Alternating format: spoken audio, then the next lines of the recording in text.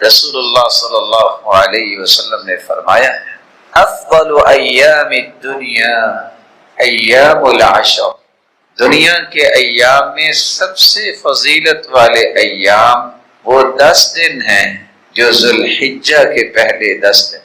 کتنی بڑی عظمت ہے، سارا سال جتنی انسان نیکیاں کرتا ہے نہ اتنی فضیلت سارے سال میں ملتی ہے، نہ عظمت پورے سال میں ملتی ہے، نہ وہ پاکیزہ عمل پورے سال میں ہوتا ہے، اور نہ ہی محبوب ترین ایسا عمل ہوتا ہے۔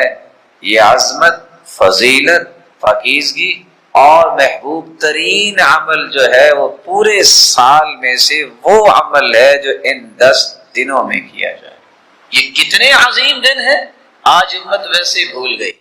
جب سے اللہ نے کائنات بنائی ہے 12 مہینوں کا نظام بنایا، ان 12 مہینوں میں 4 مہینے حرمت والے ہیں، منہا 4 حرم، 3 مہینے تو پے در پہ ہیں، ذوالقعدہ، ذوالحجہ، محرم، اور 4تھا مہینہ رجب۔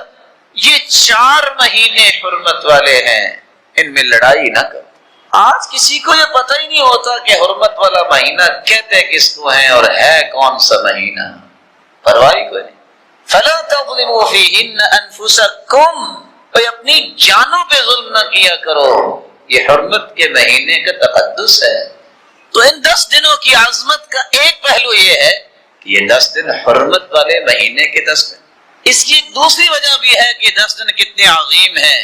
ویسے تو سارا سال ذکر کرتا ہے انسان، اس کو کرنا چاہیے، لیکن بطور خاص ان 10 دنوں کو اللہ جلال نے ذکر کرنے کی تلقین کی ہے، تاکید کی ہے۔ اللہ تعالیٰ نے کس وجہ سے یہاں 10 دنوں کو خاص کیا ہے؟ ایام معلومات میں، کیونکہ ان کی عظمت بڑی ہے۔ آپ سال میں جب بھی چاہیں ذکر کر سکتے ہیں، آپ پہ پابندی نہیں، لیکن ان 10 دنوں میں ضرور ہونا چاہیے۔ ایک تیسری وجہ بھی ہے ان 10 دنوں کی عظمت کی۔ رسول اللہ صلی اللہ علیہ وسلم نے فرمایا ان 10 دنوں میں ایک ایسا دن ہے جس کو عرفے کا دن کہتے ہیں، جو اس دن روزہ رکھ لیتا ہے 2 سال کے گناہ اس کے معاف ہو جاتے ہیں۔ اور میدان عرفات میں جب حاجی ہوتا ہے، اللہ جلال اس دن جتنے لوگوں کو جہنم سے آزاد کرتے ہیں، سال میں کسی دن بھی اتنے جہنم سے لوگوں کو آزاد نہیں کرتے، اور وہ عرفے کا دن انہی 10 دنوں میں ہوتا ہے۔ اس کی چوتھی وجہ بھی ہے کہ انسان ان 10 دنوں کی عظمت کو جانے۔ رسول اللہ صلی اللہ علیہ وسلم نے جو کہہ دیا افضل ایام الدنیا ایام العشر، سال کے جتنے بھی دن ہیں سب سے افضل دن یہ 10 دن۔ سبب کیا ہے؟ امام ابن حجر اسقلانی لکھتے ہیں، جو صحیح بخاری کی شرح لکھنے والے ہیں، پتہ یہ چلتا ہے کہ ان 10 دنوں کی فضیلت کا ایک راز ہے۔ سارا سال نمازیں پڑھتا ہے مومن، رمضان کو روزے رکھتا ہے، صدقہ کسی وقت بھی کر سکتا ہے، لیکن واحد یہ 10 دن ہیں جن میں حج بھی ہوتا ہے، عمرہ بھی ہوتا ہے، اور حج سال کے کسی اور دن میں نہیں ہو سکتی۔ تو اللہ نے ساری بڑی بڑی عبادتیں 10 دنوں میں اکٹھی کر دی ہیں، اس لیے ان کی عظمت۔ اس کی عظمت کا ایک 5واں پہلو بھی ہے جو یاد رہنا چاہیے۔ اللہ تعالیٰ نے موسیٰ علیہ السلام کو اپنے پاس بلایا، وہ کوہ طور پہ گئے، 1 مہینہ اللہ جلال سے ہم کلامی کا شرف ملا۔ گیا 1 مہینے کے لیے تھے، 10 دن اللہ نے اور بڑھا دی۔ وہ کون سے 10 دن تھے؟ روایت بتاتی ہے ذوالقعدہ کا مہینہ تھا، جو 10 دن بڑھائے وہ یہی ذوالحجہ کے پہلے 10 دن تھے۔ اور چھٹی چیز بھی ہے جس سے عظمت واضح ہوتی ہے نا ایام کی، اللہ ذوالجلال نے جب کائنات کو پیدا کرنا تھا تو جتنی بھی کائنات قیامت تک آنے والی ہے اس کی روحوں کو میدان عرفات میں عرفے کے دن بکھیر دیا تھا، جیسے ذرات بکھیرے جاتے، اور سب کو یہ کہہ کے وعدہ لیا تھا الست بربکم، بتاؤ میں تمہارا رب ہوں کہ نہیں؟ قالوا بلا، سب نے کہا تھا اللہ تو ہمارا رب ہے۔ یہ جو توحید کا وعدہ لیا تھا اللہ جلال نے، وہ عرفے کے دن میدان عرفات میں لیا تھا، اور وہ انہی 10 دنوں میں ہوتا ہے۔ اس کی 7ویں وجہ بھی ہے کہ اللہ جلال نے ان 10 دنوں میں اسلام کو مکمل کرنے کی خوشخبری اور نوید سنائی تھی۔ اليوم اکملت أكملت لكم دينكم وأتممت عليكم نعمتي ورضيت لكم الإسلام دينا. آج میں نے دین مکمل کر دیا. یہودی اللہ کے رسول صلی اللہ علیہ وسلم کے صحابی عمر کے پاس آئے. عمر رضی اللہ تعالی عنہ جب تشریف فرما تھے، یہودی آ کے کہنے لگے مسلمانوں کے خلیفہ، تمہاری کتاب میں ایک ایسی آیت ہے اگر یہودیوں پہ نازل ہو جاتی تو جس دن یہ نازل ہوئی تھی اس دن کو ہم عید کا دن بناتے. سیدنا عمر نے پوچھا کون سی آیت؟ کہ یہ جو آیت ہے نا الیوم اکملت لکم دینکم، تمہارا دین مکمل ہو گیا. کہا یہ ہمارا عید کا دن ہی ہے، عرفے کا دن تھا. عصر کے بعد سواری پہ اللہ کے رسول موجود تھے، صحابی نے لگام پکڑی ہوئی ہے اور یہ آیت اتری تھی. آپ کی وفات سے 81 دن پہلے یہ آیت نازل ہوئی. یہاں رک کے صحیح بخاری کی روایت سے ایک نقطہ پیش کر دوں. یہودیوں کو بھی پتا تھا اور ہے کہ دین مکمل ہو گیا. آج مسلمان کتنے ہیں وہ شک کرتے ہیں کہ دین مکمل نہیں ہوا، کسی چیز کا اضافہ کرنے کی ضرورت ہے. یہودیوں کو بھی اس بات پہ یقین تھا کہ اللہ کے رسول کا لایا ہوا دین مکمل ہو گیا، اور جو چیز مکمل ہو جائے اس میں نقص نہیں ہوتا. لانے والے شریعت ہوں محمد مصطفیٰ اور اس میں کوئی نقص ہو، یہ کیسے ہو سکتا؟ اس کی ایک 8ویں وجہ بھی ہے کہ اللہ عز و جلال نے ان 10 دنوں کو کیوں عظمت والے 10 دن بنائے. اللہ عز و جلال نے ایک دوسری جگہ قسم اٹھائی ہے، والفجر وليال عشر والشفع والوتر کی طرح، والسماء ذات البروج واليوم الموعود والشاهد ومشهود. وہاں بھی اللہ نے باقاعدہ قسم اٹھائی ہے شاہد اور مشہود، قیامت کے دن کی بھی اور عرفے کے دن کی بھی. اس کی ایک 9ویں وجہ بھی ہے کہ یہ 10 دن بڑے عظیم ہیں کہ رسول اللہ صلی اللہ علیہ وسلم اور صحابہ نے اس کا اہتمام بہت کیا ہے. اور ایک 10ویں وجہ ہے کہ اللہ کے رسول نے فرمایا ہے کہ سال کے دنوں میں قربانی کا دن بہت بڑا دن ہے، اور وہ قربانی کا دن انہی 10 دنوں میں آ جائے. احرام باندھنے کے بعد بلا شبہ آپ حج کے لیے گھر سے نکلے ہیں. حج کے لیے نکلتے وقت 4 باتیں کبھی نہ بھولیں. اپنے والدین کو راضی کر کے، اپنی وصیت لکھ کے، اور حج کے احکامات کو سمجھ کے اپنی ضروریات کو ساتھ لے جانا نہ بھولیے، مگر نہ آپ کو پریشانی ہوگی. یہ 20 دن سے 40 دن کا سفر اگر آپ نے حج کا طریقہ نہ سمجھا تو ضائع ہو جائے گا. وصیت لکھے میں نے اس کا دینا ہے، اس کا لینا ہے، میرے مال سے اتنا فلاں کو دے دینا. والدین کو راضی کریں، دعائیں اور اذکار یاد کریں، اور آپ کے علم میں ہونا چاہیے کہ میں نے حج کیسے کرنا ہے. معلم کتنا کچھ سکھائے گا اور کس طرح سکھائے گا، آپ یہ ساری چیزیں سیکھ کے جانی چاہیے. آپ میقات پہ پہنچے ہیں. تینوں حجوں میں سے جو بھی آپ کر رہے ہیں، اگر آپ حج تمتع کر رہے ہیں اپنی طرف سے، تو آپ کو کہنا چاہیے لبیک اللہم بعمرۃ. اور اگر آپ حج بدل کر رہے ہیں کسی کی طرف سے تو آپ اس کا نام لے لیں، لبیک اللہم بعمرۃ عن ابی، میرے والد کی طرف سے، عن امی، یہ میری ماں کی طرف سے، جس کی طرف سے آپ کر رہے ہیں، عن اخی، میرے بھائی کی طرف سے، عن اختی، میری بہن کی طرف سے، عن عمی، میرے چچا کی طرف سے، عن خالی، میرے ماموں کی طرف سے. جس کی طرف سے آپ حج کرنا چاہتے ہیں حج تمتع، تو آپ کو اس کا تذکرہ کرنا چاہیے. لیکن یاد رکھنا حج بدل صرف وہی کر سکتا ہے جس نے اپنا حج کیا ہوتا ہے، مگر نہ جس نے اپنا حج نہیں کیا وہ دوسرے کا حج کرنے کا مجاز شرعی طور پہ نہیں. اور اگر آپ حج قران کرنا چاہتے ہیں، جو میں نے آپ سے عرض کیا کہ سواری تو ساتھ جا نہیں سکتی، لیکن اگر کوئی ایسا بہادر آ ہی جائے نظر تو اس کو کرنا چاہیے لبیک اللہم بحجۃ وعمرۃ.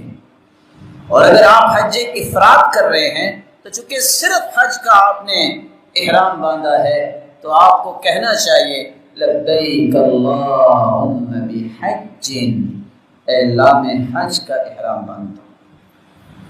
حج تمتع کرنے والا اور حج قران کرنے والا یا حج افراد کرنے والا مکہ پہنچ گیا، اب کیا کرے؟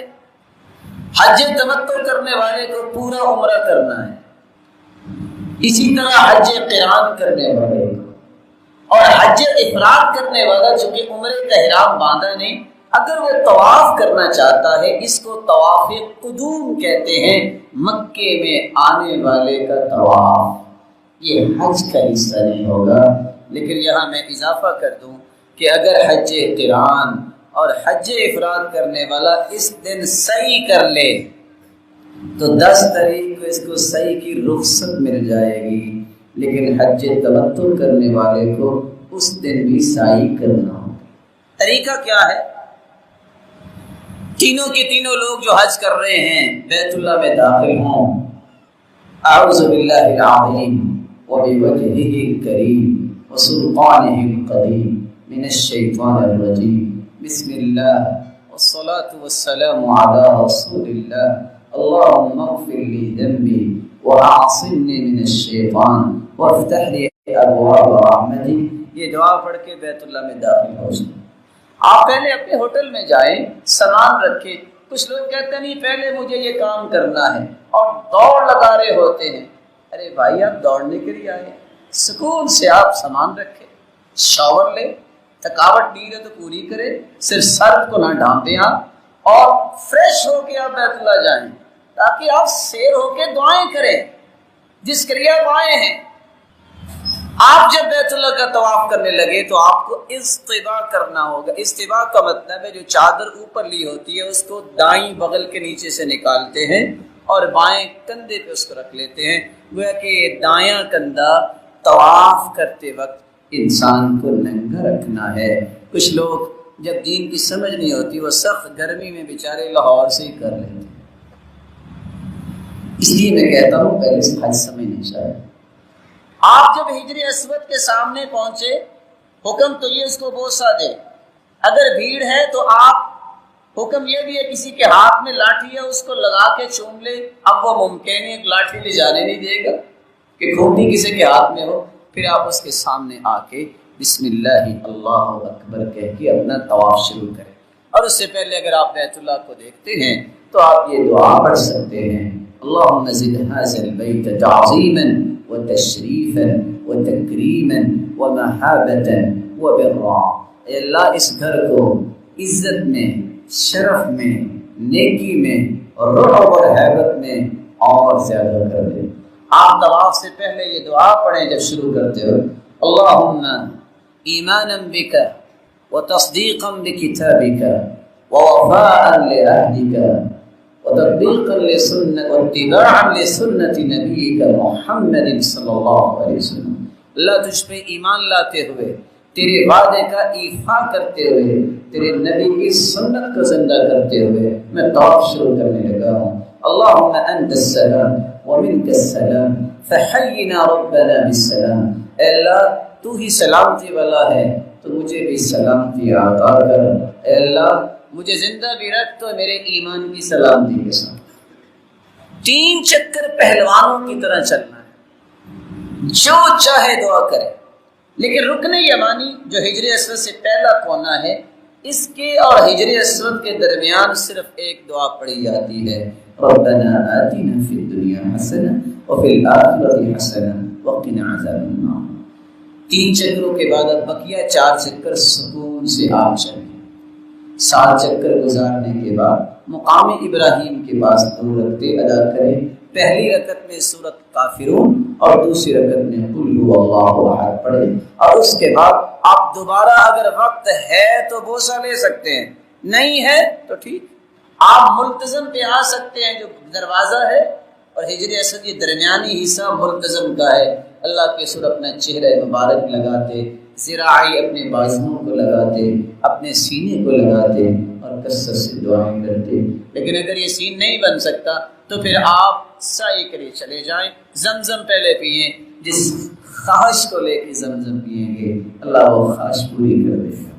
آپ پانی پی بھی سکتے ہیں، چہرے پہ بھی لگائیں اور سر پہ بھی لگائیں۔ اللہ کے رسول صلی اللہ علیہ وآلہ وسلم کا طریقہ پھر یہ ہے، آپ صفا کی طرف جا رہے ہیں، صفا پہ چڑھتے وقت آج تو پہاڑی نہیں رہی لیکن پھر بھی تھوڑا سا اس میں بنا ہوا ہے، آپ یہ کہیں ابدأ بما بدأ اللہ بہ، جس جگہ سے اللہ نے شروع کرنے کا حکم دیا میں بھی وہاں سے شروع کروں، اللہ اکبر اللہ اکبر اللہ اکبر، ان الصفا والمروة من شعائر اللہ، بس۔ اور چوتھی دعا لا الہ الا اللہ وحدہ لا شریک لہ لہ الملک و لہ الحمد وهو على كل شيء قدیر، اور پانچویں دعا لا الہ الا اللہ وحدہ لا شریک لہ انجز وعدہ ونصر عبدہ وہزم الاحزاب وحدہ۔ اور آپ صفا پہ جا کے قبلہ رخ ہو کے کھڑے ہو کے دعا کریں اور 3 مرتبہ دعا کریں۔ جب 3 مرتبہ دعا کرنی ہے تو ہر دعا کے درمیان لا الہ الا اللہ وحدہ لا شریک لہ لہ الملک و لہ الحمد یحیی و یمیت وہو علی کل شیء قدیر پڑھیں۔ وہاں سے مروہ تک جائیں گے تو 1 چکر ہوگا، کچھ سبز لائٹیں لگی ہیں وہاں دوڑ کے گزرنا یہ سنت ہے، اللہ کے رسول بھی دوڑے تھے۔ آپ جب مروہ میں پہنچے ہیں تو پہلی 2 دعائیں چھوڑ دیں، ابدأ بما بدأ اللہ بہ اور ان الصفا والمروة من شعائر اللہ، اس کو چھوڑ دے، باقی ساری دعائیں ہر چکر میں پڑھنی۔ 7 چکروں کے بعد جس نے حج تمتع کا ارادہ کیا تھا وہ بال کٹوائے منڈوائے نہیں، کیونکہ اللہ کے رسول نے جب عمرہ کیا تھا تو بال کٹوائے تھے، جب حج کیا تو بال منڈوائے تھے۔ یہ بال کٹوا کے اپنا لباس پہن لے جب تک کہ 8 ذی الحجہ نہیں آتی، حج قران کرنے والا اسی حالت میں رہے گا۔ حج افراد کرنے والے نے تو طواف کیا، اگر وہ صحیح بھی کر لے تو 10 تاریخ کو اس کو صحیح نہیں کرنی پڑے گی، 8 ذی الحجہ کو پھر دوبارہ سے احرام باندھے گا حج تمتع کرنے والا۔ حج قران والا تو اس وقت تک احرام میں رہے گا، حج افراد والا بھی احرام میں رہے گا۔ 8 ذی الحجہ کو ظہر کی نماز سے پہلے پہلے آپ مینا پہنچے، جس جگہ آپ ہوٹل میں ٹھہرے ہیں وہاں سے آپ نیت کریں، جیسے آپ نے یہ کہا تھا لبیک اللہم بحجۃ بعمرۃ، اب آ کے حج کی نیت کر لے، عمرہ کی جگہ پہ حج کا نام لے لے، اور آپ ظہر کی نماز، عصر کی نماز، مغرب کی نماز، عشاء کی نماز، صبح کی نماز، یہ 5 نمازیں مینا میں پڑھنی ہیں اور قصر کے ساتھ پڑھنی ہیں، کیونکہ رسول اللہ صلی اللہ علیہ وسلم کے صحابی بیان کرتے ہیں صلی الصلاۃ الرباعیۃ بمنا، اللہ کے رسول نے مینا میں 4 رکعتی نماز کو 2 رکعت پڑھا، وَأَنَّ أَبَا بَكْرٍ صَلَّاهَا بِمِنًا، اور ابو بکر صدیق رضی اللہ تعالیٰ نے بھی 2 رکعت پڑھی، وَأَنَّ عمر ابن الخطاب صَلَّاهَا بِمِنًا رَكَعَتَيْن، اور عثمان رضی اللہ تعالیٰ عنہ اور عمر رضی اللہ تعالیٰ عنہ نے بھی مینا میں 2 رکعتیں پڑھی، اور یہ موطا امام مالک کی روایت ہے۔ 9ویں تاریخ کو آپ صبح جب سورج نکل آئے تو پھر آپ میدان عرفات کی طرف جائیں گے۔ میدان عرفات الگ ہے، وادی عرانہ الگ ہے، جہاں خطبہ ہوتا ہے یہ وادی عرانہ ہے، آپ نے جا کے خطبہ وادی عرانہ میں دیا، خطبے کے بعد آپ عرفات میں گئے، آپ وہاں خطبہ سنیں، ظہر عصر کی اکٹھی نماز پڑھیں 2 رکعتیں قصر کے ساتھ، اور پھر اس کے بعد آپ دعاؤں میں مشغول ہو جائیں۔ سب سے پیاری دعا اس دن ہے لا الہ الا اللہ وحدہ لا شریک لہ لہ الملک و لہ الحمد وہو علی کل شیء قدیر۔ شام تک آپ اذکار کریں، دعائیں کریں، نوافل پڑھیں، آپ کو اجازت ہے، لیکن کثرت سے دعائیں کرنا نہ بھولیں، اللہ کے رسول نے بہت دعائیں کی۔ جب مغرب کا وقت ہو جائے تو آپ نے وہاں نماز نہیں پڑھنی، بلکہ آپ نے وہاں سے مزدلفہ کی طرف روانہ ہونا ہے، اور جس وقت بھی پہنچے مغرب اور عشاء کی نماز۔ رسول اللہ صلی اللہ علیہ وسلم نے سورۃ الفاتحہ کے بارے میں کتنی خوبصورت باتیں بیان کی۔ سب سے پہلے بات رسول اللہ صلی اللہ علیہ وسلم نے فرمایا والذی نفسی بیدی، قسم ہے اس ذات کی جس کے ہاتھ میں میری جان ہے، ما انزل فی التوراہ ولا فی الانجیل ولا فی الزبور ولا فی الفرقان مثلها یعنی القرآن وَإِنَّهَا لَسَبْعٌ مِّنَ الْمَثَانِي وَالْقُرْآنِ الْعَظِيمِ الَّذِي أُعْطِيتُهُ۔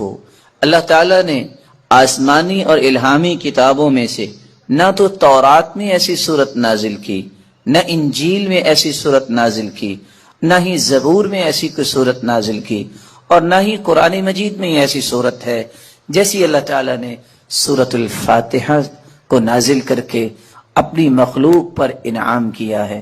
یہ 7 آیتیں بار بار پڑھی جانے والی ہیں۔ یہ ام القرآن بھی ہے، قرآن مجید کی ماں کا درجہ اس کو دیا گیا، ام الکتاب بھی ہے، یہ کتاب اللہ کی ماں کا درجہ دیا گیا اس کو۔ رسول اللہ صلی اللہ علیہ وسلم نے ایک دوسری روایت میں فرمایا کہ سورۃ الفاتحہ یہ ایک بے مثال نور ہے، ایک ایسی روشنی ہے۔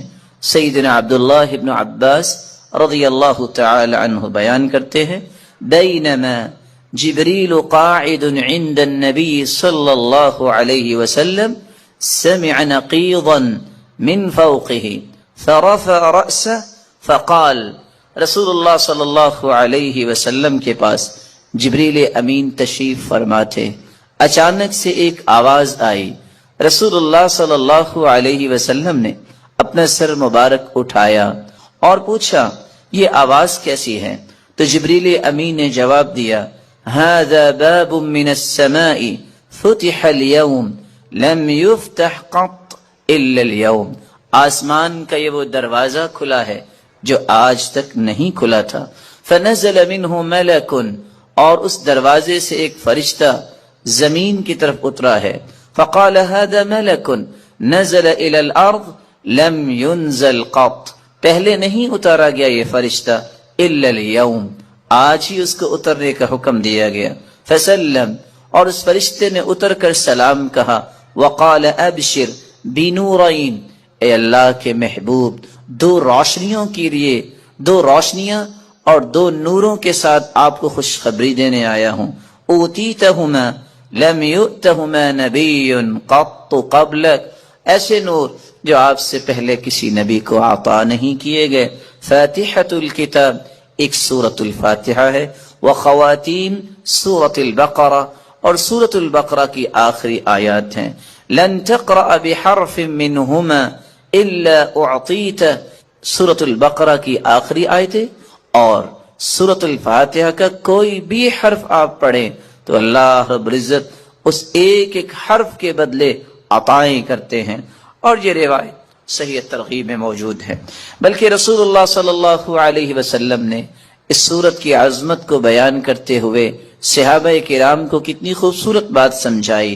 صحیح بخاری کا وہ واقعہ کتنا مشہور ہے کہ جب صحابہ کرام بنی سلیم کے قبیلے میں پہنچے، جب پتہ چلا ایک آنے والی عورت نے بتایا کہ ہمارے قبیلے کے سردار کو بچھو نے کاٹ لیا ہے، کیا آپ کے پاس کوئی ایسا شخص ہے جو شخص دم کر سکتا ہو؟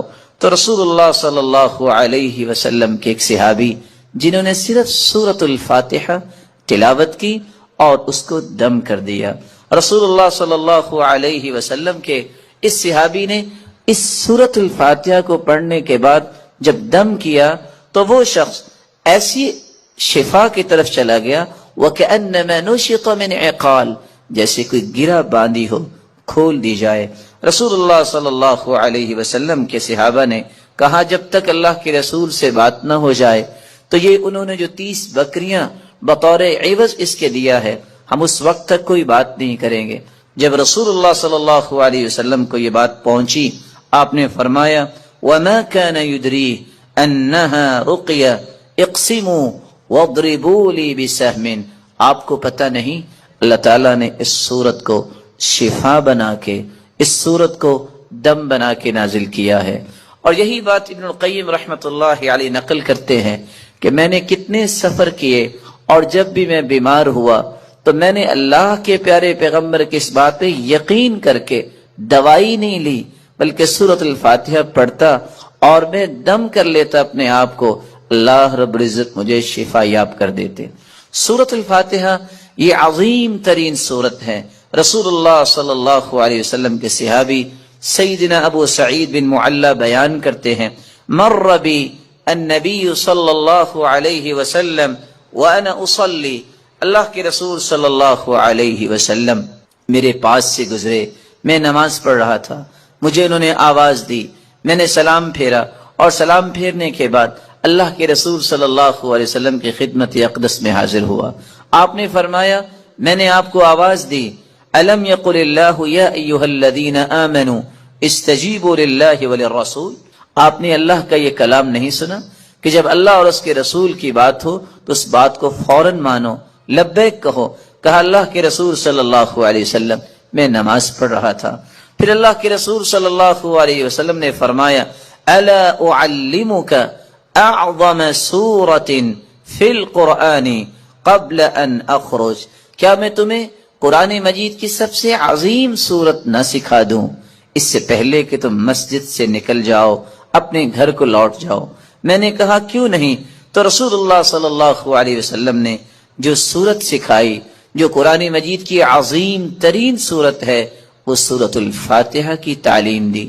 یہی وجہ ہے رسول اللہ صلی اللہ علیہ وسلم نے یہ فیصلہ سنا دیا، کاش اس فیصلے کو بھی امت مان لے، لا صلاۃ لمن لم یقرأ بفاتحۃ الکتاب، جو شخص نماز کے اندر سورۃ الفاتحہ نہیں پڑھتا اس کی نماز نہیں ہوتی، جیسا کہ صحیح بخاری کی روایت ہے۔ اور صحابی تو بیان کرتے ہیں، عبادہ بن صامت رضی اللہ تعالی عنہ کہ فجر کی نماز ہم نے پڑھی اللہ کے رسول صلی اللہ علیہ وسلم کے پیچھے، جب رسول اللہ صلی اللہ علیہ وسلم قرآن کی تلاوت کر رہے تھے، فثقلت علیہ القراءۃ، قرات آپ پہ بوجھل ہوئی، رسول اللہ صلی اللہ علیہ وسلم نے سلام پھیرا اور سوال کیا لعلکم تقرؤون خلف امامکم، کیا تم امام کے پیچھے بھی پڑھتے ہو؟ تو صحابہ کرام نے کہا جی ہاں۔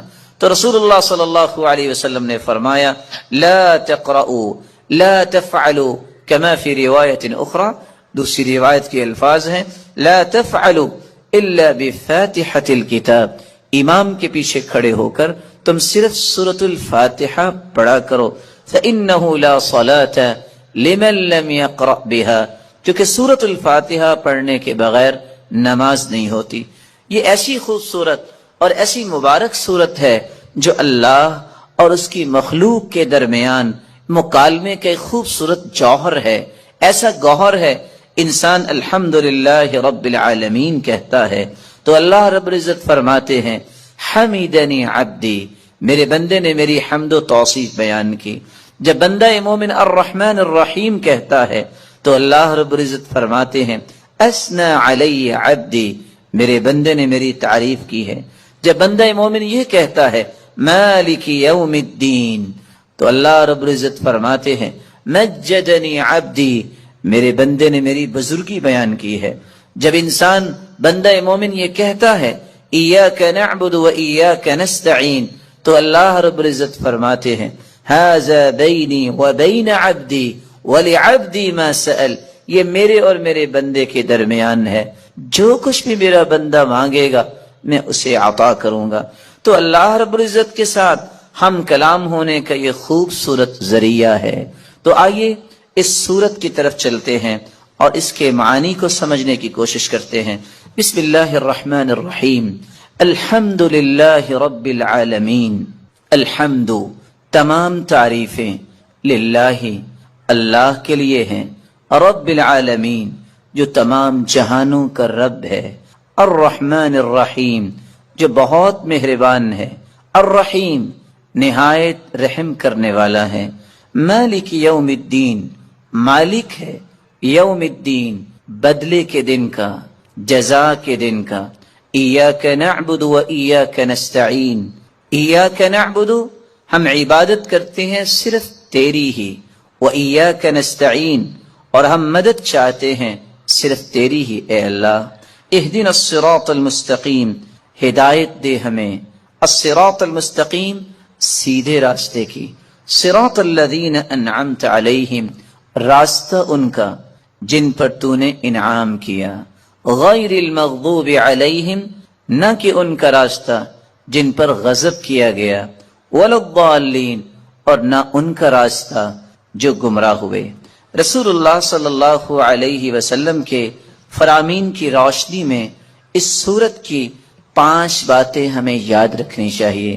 جب رسول اللہ صلی اللہ علیہ وسلم نے فرما دیا کہ سورۃ الفاتحہ کے بغیر نماز نہیں ہوتی، تو بندہ مومن کو یہ یقین کر لینا چاہیے، آپ کو 10 دلائل کوئی پیش کر دے، آپ کو 10 کو دلائل پیش کر دے، جب تک سورۃ الفاتحہ آپ نہیں پڑھ لیتے کبھی بھی اس بات پہ اطمینان نہ کیجئے گا کہ میری نماز مکمل ہوئی ہے یا نہیں۔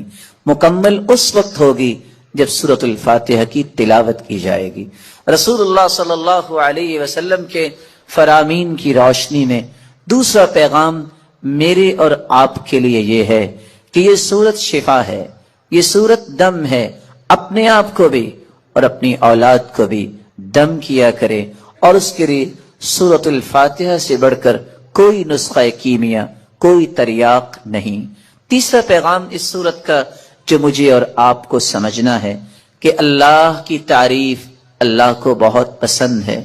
یہی وجہ ہے عبداللہ ابن عباس رضی اللہ تعالی عنہ فرمایا کرتے تھے، الحمدللہ ہر شکر کرنے والے کی زبان کا یہ وطیرہ ہے۔ الحمدللہ سب سے پہلے آدم علیہ السلام نے جو کلمہ اللہ نے جب انہیں پیدا کیا، روح ڈالی، تو سب سے پہلا کلمہ جو ان کی زبان پہ آیا وہ الحمدللہ تھا۔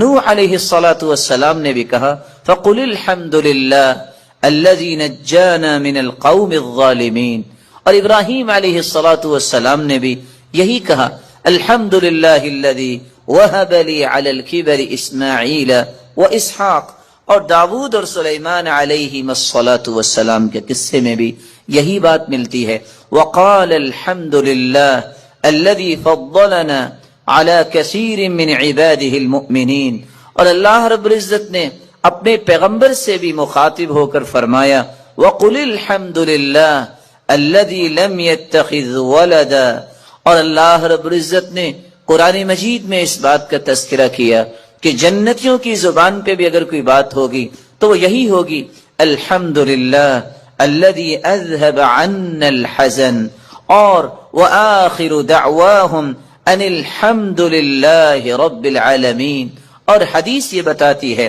اول من یدعى الى الجنہ الحمادون، سب سے پہلے اگر جنت کی طرف کسی کو آواز دی جائے گی، بلایا جائے گا، تو وہ لوگ ہوں گے الحمادون جو اللہ کی تعریفیں کرنے والے ہیں۔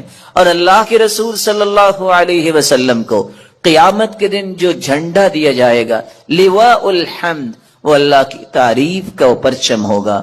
آدم فمن سواہ تحت لوائی، رسول اللہ صلی اللہ علیہ وسلم نے فرمایا آدم سے لے کر قیامت تک آنے والی تعریف کرنے اور اس کے ذکر کرنے کی توفیق عطا فرمائے۔ چوتھی نصیحت اور چوتھا پیغام اس سورت کا یہ ہے کہ ہم نماز کی ہر رکعت میں جب یہ کہتے ہیں ایاک نعبد و ایاک نستعین، اللہ تیری ہی عبادت کرتے ہیں اور مدد بھی تجھ ہی سے مانگتے ہیں، تو پھر کسی بندہ مومن کو اس بات کو بھلانا نہیں چاہیے۔ وہ زندگی کے ہر حصے میں یہی کہے میرا رکوع، میرا قیام، میرا سجدہ، میری دعا، میری نظر و نیاز اور میرا توکل، میری انابت، میرا رجوع، ہر وہ چیز جو عبادت بن سکتی ہے وہ صرف ایک اللہ کے لیے ہے، اس کو بھلائے نہیں، اور مدد مانگتے وقت بھی اس حدیث کو بھی نہ بھلائے اور اس اقرار کو بھی نہ بھلائے فَإِذَا اسْتَعَنْتَ فَاسْتَعِنْ بِاللَّهِ، جب بھی تم مدد طلب کرو تو اللہ سے مدد طلب کیا کرو۔ پانچواں پیغام جو بالکل بھلانے والا نہیں، اور یہ بہت خوبصورت پیغام ہے اس سورت کی حالت میں، اللہ نصیب فرمائے اِذَا أَمَّنَ الْإِمَامُ فَأَمِّنُوا فَإِنَّهُ مَنْ وَافَقَ تَأْمِينُهُ تَأْمِينَ الْمَلَائِكَةِ غُفِرَ لَهُ مَا تَقَدَّمَ مِنْ ذَنبِهِ، جب نماز پڑھو جب امام آمین کہے تو تم بھی کہو۔ اگلی حدیث کے الفاظ کیا ہے؟ جب تم آمین کہتے ہو تم اکیلے نہیں کہتے، تمہاری آمین اگر فرشتوں کی آمین کے موافق ہوگی اس کا مطلب ہے فرشتے بھی آمین کہتے ہیں۔ اگر تمہاری آمین اور فرشتوں کی آمین موافق ہو گئی غفر له ما تقدم من ذنبی، جس نے ایسے کیا اس کی زندگی کے سارے گناہوں کو معاف کر دیا۔ یہاں دو باتوں کے لیے رکیے، آمین اللہ کے رسول صلی اللہ علیہ وسلم کیسے کہتے؟ رفع بها صوتا، مد بها صوتا، آپ آمین کہتے ہوئے آواز کو بلند کرتے، آواز کو لمبا کرتے. دو روایت. تیسری روایت حتى ان لمسجد رسول الله صلی اللہ علیہ وسلم للجا، صحابہ کرام آمین اس طرح بلند کہتے کہ اللہ کے رسول صلی اللہ علیہ وسلم کی مسجد گونج اٹھتی. اور یہاں ایک بات سمجھنے کے لائق ہے، گونج اور شور میں فرق. گونج اس وقت ہوتی ہے جب سب کے سب ایک ہی وقت میں آمین کریں، اور شور اس وقت محسوس ہوگا جب کوئی پہلے کہہ رہا ہے، جب وہ ختم کر کے کوئی دوسرا شروع کر دے. نہیں، اس میں بھی ترتیب ہے. امام آمین کہہ دے پھر تم کہو، یا امام کے ساتھ بھی کہہ سکتے. ما حسدتكم اليهود على شيء ما حسدتكم على السلام والتأمين. یہودیوں کو سب سے زیادہ دکھ اور حسد صرف دو باتوں پہ ہوتا ہے. کن کو دکھ ہوتا ہے؟ یہودیوں کو. اس کا مطلب ہے مومنوں کو دکھ نہیں ہونا چاہیے. کن دو باتوں پہ؟ جب تم سلام کہتے ہو آپس میں، جب تم آمین کہتے ہو. سلام کہتے ہو تو یہودیوں کو دکھ کیوں ہوتا ہے؟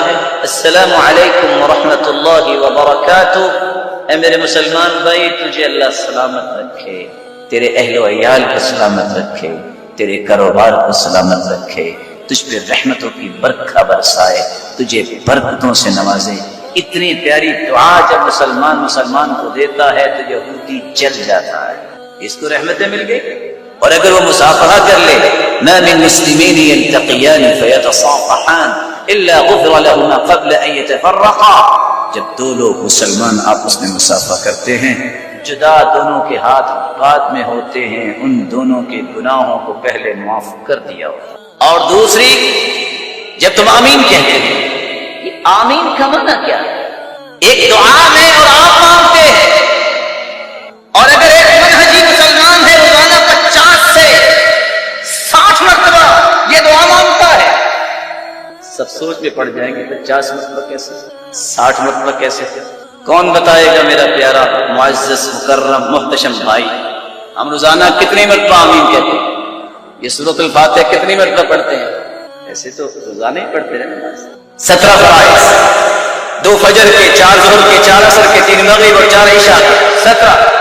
12 وہ رکھتے جو ہم جو انسان 24 گھنٹوں میں فی یوم و لیلہ، دن رات میں 12 رکعتیں پڑھ لیتا ہے. 2 فجر سے پہلے، 4 ظہر سے پہلے، 2 ظہر کے بعد، 2 مغرب کے بعد، 2 عشاء کے بعد 12 رکعتیں پڑھ لے تو اس کا جنت میں گھر بنا دیا جاتا ہے. 17 اور 12 کرتے ہیں جی. گنتی کا 8 گھنٹہ لگتا ہے، نہیں زیادہ یاد، 15 منٹ لگیں گے. 8 رکعتیں تہجد کی نہیں سحری کو اٹھ سکتے، عشاء کے ساتھ پڑھ لو، درمیان رات میں پڑھ لو. اور اگر کہنا ہے کہ تہجد کے وقت ہی اٹھنا ہے، نیت کر کے سو جو نہیں اٹھ سکے صبح سے لے کے ظہر تک پڑھ لو، اللہ تہجد ہی لکھتے ہیں. صحیح مسلم کی روایت. 8 رکھتے وہ اور 3 رکھتے ابھی تک. کتنی ہوگی بھائی معزز؟ ابھی تو 40 50 من صلی الفجر فی جماعہ، صبح کی نماز جماعت کے ساتھ پڑھے، پھر اشراق کے 2 رکعتیں پڑھے، اس کو حج عمرے کا ثواب ملتا ہے. 2 اشراق. من صلی 4 قبل العصر رحم اللہ رجلا، من صلی قبل العصر 4، عصر سے پہلے جو 4 رکعتیں پڑھ لے اللہ تعالیٰ کی رحمت کا مستحق بن جاتا ہے. 46. بین کل اذانین صلاۃ، مغرب کی اذان ہوئی، نماز سے پہلے 2 رکعتیں پڑھ لو. صحابہ اذان ہوتی تو ستونوں کے پیچھے بھاگتے تاکہ سترا بنا کے نماز پڑھیں. اسی طرح عشاء کی اذان ہو تو 2 رکعتیں وہاں، 50 یہیں ہوگی. اور اگر 50 کے 2 4 6 8، سیدنا ام ہانی رضی اللہ تعالی عنہا کے گھر میں اللہ کے رسول نے 8 رکعتیں پڑھی. میں کہتا ہوں 4 ہی پڑھ لو. حدیث کہتی ہے جو 4 صبح کے وقت رکعتیں پڑھ لے، اللہ فرماتے ہیں میرے بندے دن کے شروع میں 4 تم پڑھ لو، بقیہ دن میں تجھے کافی ہو جاؤ. اور اگر 2 پڑھ لو تو 360 جوڑوں کا صدقہ ادا ہو جائے گا. امیر ترین انسان بھی 360 جوڑوں کا صدقہ روزانہ ادا کیسے کرتا ہے؟ بچپن سے لے کے موت تک.